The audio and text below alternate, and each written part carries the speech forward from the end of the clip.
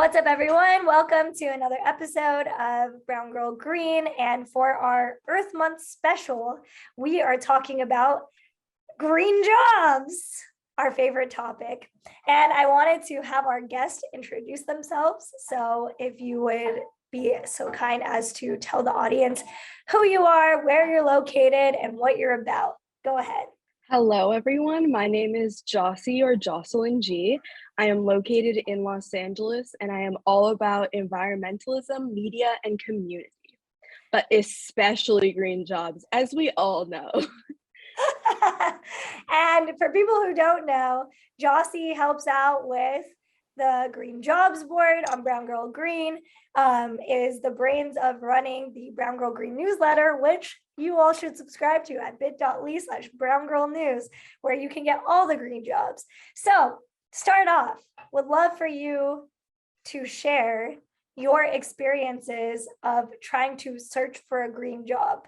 Because what I find interesting about your story is that you didn't necessarily study that, you didn't really necessarily fall into the pathway of a traditional quote unquote environmentalist in a traditional environmental career pathway, but yet here you are doing the work. So could you tell us more about your career journey of getting into a green job without necessarily having a degree in the green space?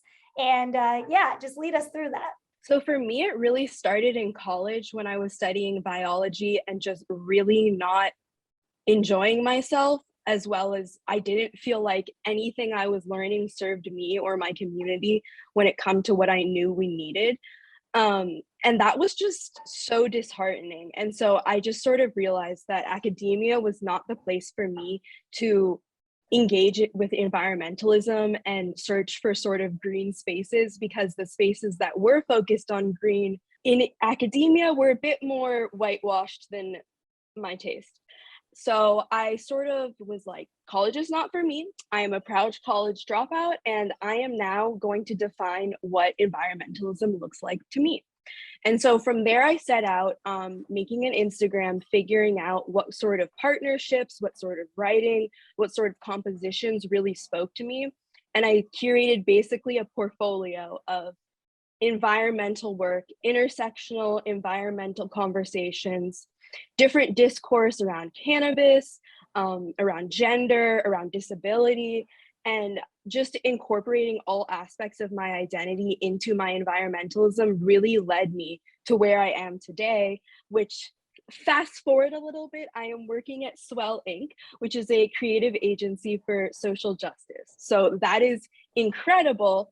But again, going back, I was a college dropout with no portfolio at the time, no sort of sellable skills, nothing like that. And it's all about just building yourself up there through experience, expertise, and so much networking. So much networking. I don't like to call it networking. I prefer to call it community, because networking is a sort of my word to me, whereas community is a lot more, the schmoozing. It's the schmooze. It's the schmooze energy. And I'm just like, as much as I am about schmoozing, I'm about schmoozing with a purpose. Schmoozing with intention. That's what community is. Schmoozing with intention. That's hilarious. And for people who are listening in on this, what in your opinion do you define as a green job? And has that changed over time? Definitely. This has definitely changed over time, because first of all, I initially thought that green jobs were the traditionally clear-cut environmental planner, GIS analyst, bioengineer, which I also was studying in college as well, and I realized was not for me, because I realized it's so removed from humanity. It's so removed from like culture and the social process. Yeah. And I was mystified why every single question I asked, the teachers would say, "Oh my God, that's an incredible question, but we can't answer that at all right now. That's not within our scope." So what is a green job to me has really expanded, because obviously working at a creative agency for social justice may not be a clear-cut climate job or green job, but I also do work on climate campaigns. I'm working on groups that are working in housing justice, food justice. There are so many different intersections that I think seem green jobs as the traditionally clear-cut green jobs is a disservice to ourselves and our community, because it's so much more. It's all of the educators. I saw a comment today from a sort of nanny and educator, and that person would be a great tutor. There are so many people and companies right now who are looking for people to make educational plans for environmental courses. And we want people who are connected to the community and not just necessarily learning everything in a degree sort of setting. As much as that's an Yeah. incredible Yeah. experience, it's a little bit disconnected. I want it to be more Yeah. grassroots. No, I feel that. So I like what you're saying. It's kind of like we started off maybe at one point in time as people collectively viewing a green job as, your engineers, your climate scientists, your academic researchers. And now green jobs has expanded to communicators, to educators, to people in unconventional roles that you didn't know could be, more sustainable. And, sometimes people are now bringing up on our newly launched Instagram at Green Jobs Board, follow us. Some people are bringing up, like, how do you define a green job to make sure, it's legit green versus greenwashing? And, there's obvious ones, like we're not going to ever promote something that comes from a fossil fuel company that's claiming to be green or sustainable, right? Those are obvious. Like, I don't call that a green job. I call that a greenwash job. But then I guess when you're thinking about, like, yeah, affordable housing or urban planning or something that you wouldn't conventionally think of, like, that's where it gets a little bit more complicated, to where it's like, well, can that be considered a green job? And I think for those of us, especially on Brown Girl Green, our whole thing is to get people to understand the intersectionality of so many different issues. And that's not to dilute that ultimately we need more jobs in the quote unquote environmental sector, but it's expanding that definition so that way people can know that they are getting into jobs that align with their ethics and the life that they're trying to build for themselves and the planet they want to save. Yeah, so I love what you brought up about that. And so I wanted to also ask you, like, as you've been exploring like green jobs and as you were on your career search, what were some things that were really helpful to you to navigate that space? I know you talked about the schmoozing, but I'm just wondering, like, what are some things you researched, some keywords you used to try to like start your journey? Because it seems like a lot of it was self-taught. So could you share that with the audience also? Definitely. I am a very avid researcher, and that's where this really comes in handy, is just learning how to research what you need is so important. I'm going to give everyone all the tips possible, but at the end of the day, you need to figure out what works best for you, because it's going to be your career. It's your job. It's your future on the line. So you need to like figure out what you want. And it's okay to not know any of it in the beginning. It's totally fine. All I knew when 3 years ago was I wanted to be focused on community. That's literally it. And then from there, I just worked, what do I really care about? What speaks to me? And then so I started finding those keywords: environmentalism, intersectionality, justice, unhoused communities, these different voices and communities that spoke to different frontline communities that were really the people who I wanted to engage with. I really wanted to get more direct sort of connections with my community. And so seeking those direct connections also led to a ridiculous amount of work opportunities. Because if you tell people you are actively working to address a social issue and that you are excited about it and you're looking for work, they will connect you with things. That's what I mean by the network schmoozing. It's not even like, no, it's critical. Like asking it's so critical. It's just like asking a friend, acquaintance, a colleague, do you have anything that you would recommend me for, or that you think I should pass along to people in my circle? And then when you start doing that as a practice, you get so many job opportunities. It's ridiculous. At this point, I get way more job opportunities than I can even post, so it's now I get to be a bit more choosy. And so that's part of the beauty of having that network built in, is that you just don't have to do as much work. But the big part is finding your keywords. For me, it was environmental communicator, storyteller, digital content producer, content creator. But for my friend, it was copywriter, editor, it was project manager, it was program coordinator. It can be so many things. It can be something from an executive C-suite founder type position to all the way to an entry level. Yeah. You'll be doing super technical work that will give you very good experience, but may not be the most creative or like expansive work for your mind.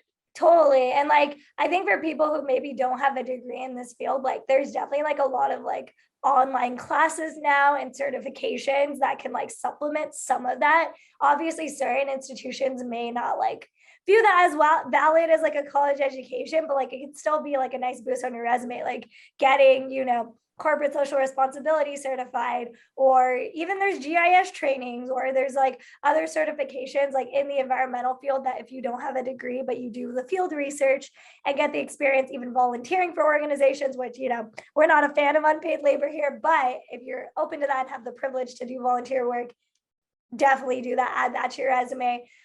Doing internships, doing part-time positions to shadow people, all of that stuff, especially if you have transferable skills like marketing, communications, or research skills or admin skills, that's just a good place for you to start. And then you can build off of that to actually get more niche into your field and like learn where the opportunities are to build that expertise, and maybe even go back to school somewhere down the line if it feels right for you.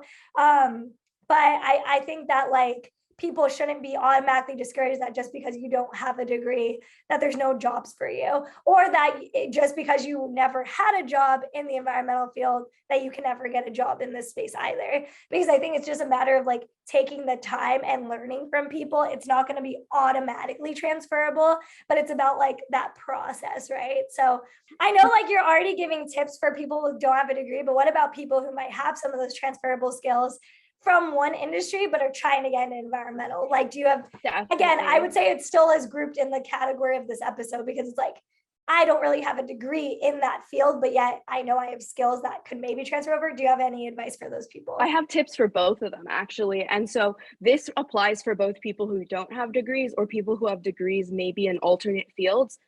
Immediately before reading the job description, scroll down, see if they have an education or requirements, or this is your qualities section, and see what are their requirements. Do they require a bachelor's and 5 years of experience? That job's not for you. That's definitely not the one for you unless you have a bachelor's and you do have 5 years experience, but it's in a different field. If it is, apply to that job and let them know, even though you are not in that field, write a strong cover letter. Be like, this is something I'm so passionate about. I'm looking for a green transition, and this is why your company excites me. And just go a little nuts in your cover letter. Just like that. Exactly, just like that.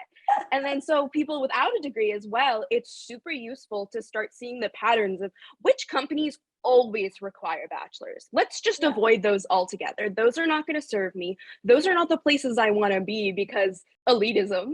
And so it's like, if you realize which companies and which organizations will basically automatically exclude you from that pool, and just don't go to those people. Those are not your people. Those are not your people. Those are literally not your people. And the people who say bachelor's preferred or bachelor's or equivalent experience in the job description, those are the people you want to apply to. Don't waste your time on job applications that feel like you're just throwing a rock into a river or something. It's just, don't do that to yourself. That's just gonna sink. It's just gonna sink. You're not gonna go anywhere. Yeah. No, that's so good. And then I feel like, what I'm really impressed about by your story is that you had to listen to your own voice and follow your own path. If you had followed, the external voices and circumstances around you, you probably wouldn't be in the career you're in now. Maybe you'd still be in college, honestly, with getting in biology and doing the things you didn't want to do because you were listening to other people's advice. So you had to listen to yourself. And that requires courage. That requires a lot of self-awareness. And I feel that way for myself because, creating Brown Girl Green and this platform, all of that. If I had listened to other people, I probably would have shut this down within a month or two. So I feel that, and I admire that kind of, ferocious tenacity to keep going. But I'm wondering, what is your advice for women of color, people of color, that are struggling with imposter syndrome, or doubts, or even pressures maybe from their family? Because I feel like we're already maybe not taken seriously due to implicit bias and prejudice that exists in the world. So also not having a degree in this space, I mean, that's also, extra layers of some stuff. So I wanted to know, like, what is your advice to people who are going to be listening and maybe struggling with those thoughts and those feelings? First off, everyone will gaslight you. Everyone will try to gaslight you, from your teachers to your doctors to your parents to your siblings to your family. Everyone will gaslight you. And the few people who don't and are actually supportive, those are the people you want to constantly go when you're in doubt. Like, obviously not, to exploitive point, but these are likely your friends, your close people, your mentors. Go to those people when you are in those moments of doubt to ground yourself, Yeah. to come back in touch with your intuition, because it will get really overwhelming. There were constant times where people made me feel like absolute crud for dropping out of college. They still ask, when are you going to go back to school? And Oh, the sort man. of all those questions. But it's reminding yourself that their journey is not your journey, and they don't understand your journey, and that's okay, because you don't understand your journey. So, like, we're just figuring it out all along the way, and Yeah. realizing that it's okay to be uncertain. It's okay to be disabled. It's okay to be ill. It's okay to be all of these things and also be killing it. Like, you can do both. It Yes. may take time. It may not be easy. It may not always go well, but you can do it. Like, I am a person who was chronically ill for 20 plus years, undiagnosed, and that was super fun to be in school during that time.